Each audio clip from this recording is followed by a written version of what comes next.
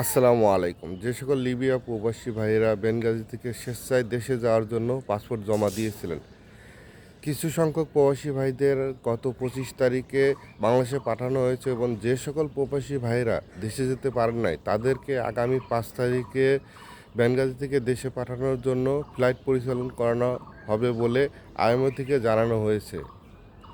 এবং যে সকল প্রবাসী ভাইদের আগামী 5 তারিখে ফ্লাইটে দেশে পাঠানো হবে সেই সকল প্রবাসী ভাইদের নামের লিস্ট নিচের কমেন্ট বক্সে দেয়া হলো।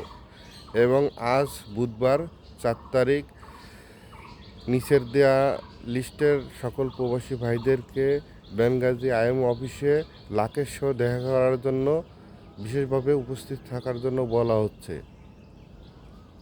এবং দেশে যাওয়ার দেশে যাওয়ার নিশ্চিত করার জন্য আইএমও অফিস বেনগাজিতে বেলা 1টার ভিতরে অবশ্যই উপস্থিত থাকবেন। ধন্যবাদ।